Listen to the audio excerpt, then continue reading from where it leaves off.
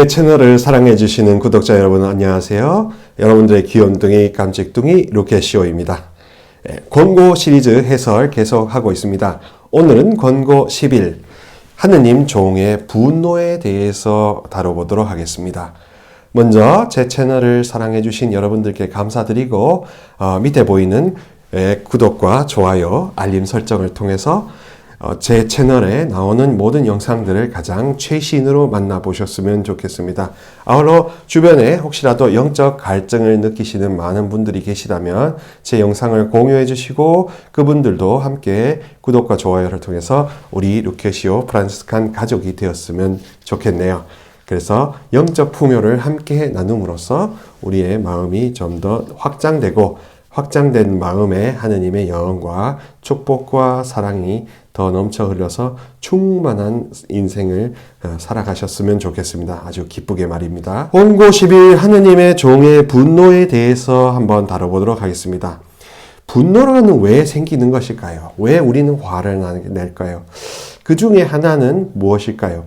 하나는 현실과 이상의 격차일 수 있을 겁니다.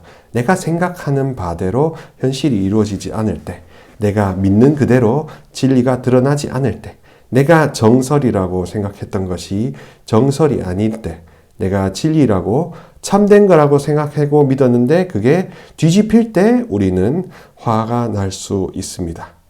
근데 여기서 또 하나의 두 갈래의 갈림길이 나올 겁니다. 그럼 뒤집어졌으면 그것을 분노하지 않고 왜 그럴까 하고 곰곰하게 성찰하는 길이 있을 것이고, 계속해서 분노가 더 미워져서 분노가 더 심해져서 미움의 길, 그 다음에 분열의 길로 나눠질 수도 있을 겁니다.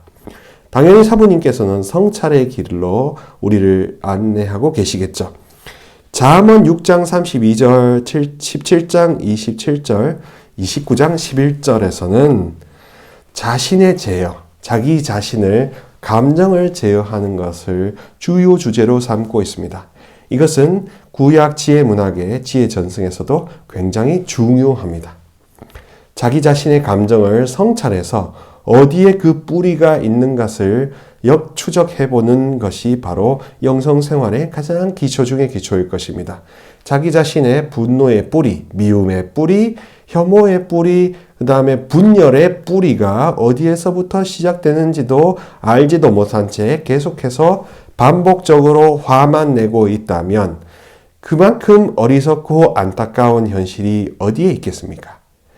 그래서 사부님께서는 이 지혜문학을 바탕으로 하는 영성에 입각해서 우리의 분노가 어디서부터 발원하는지 성찰해보라 라고 깊게 애정어리게 권고해주고 계십니다.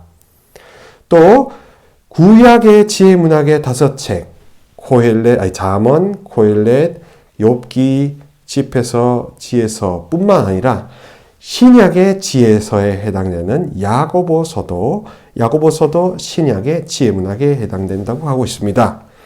야고보서 1장 19절 말씀을 같이 한번 보실까요?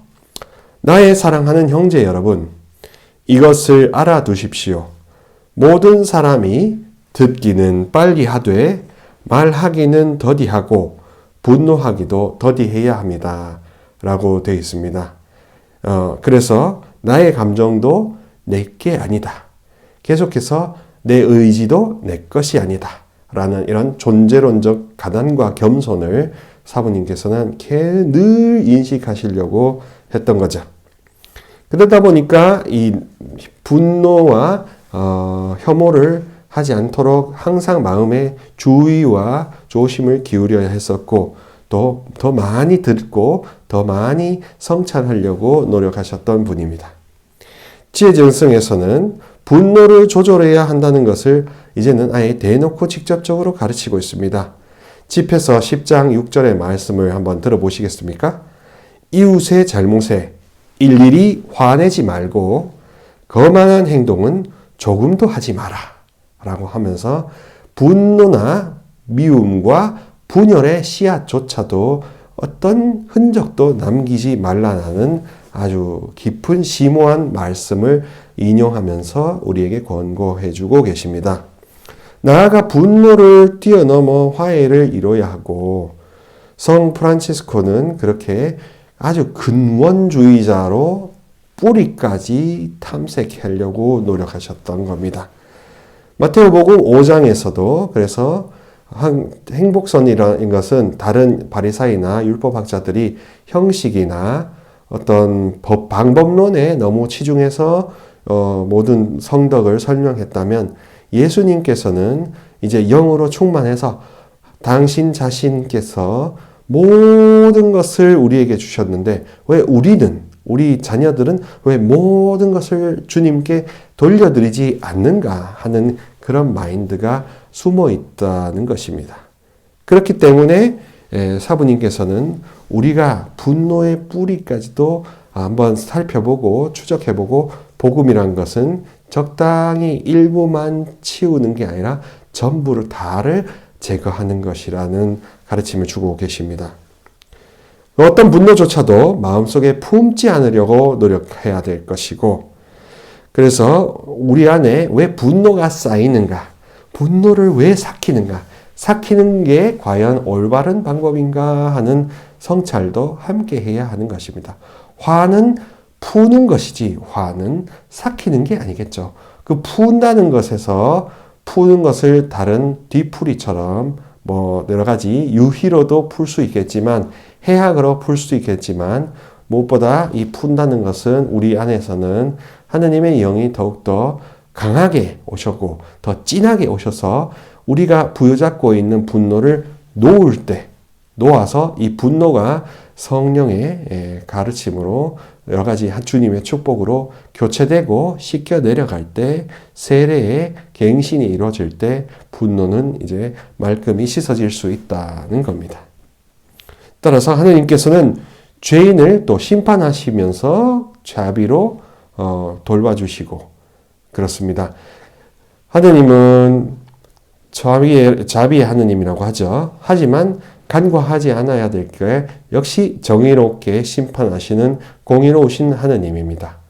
공의라는 것은 공적으로 모든 것들을 함께 드러내실 때 자기의 감정에 치우치지 않고 이루어져야 할 진리를 반드시 이루시는 그런 하느님이시죠.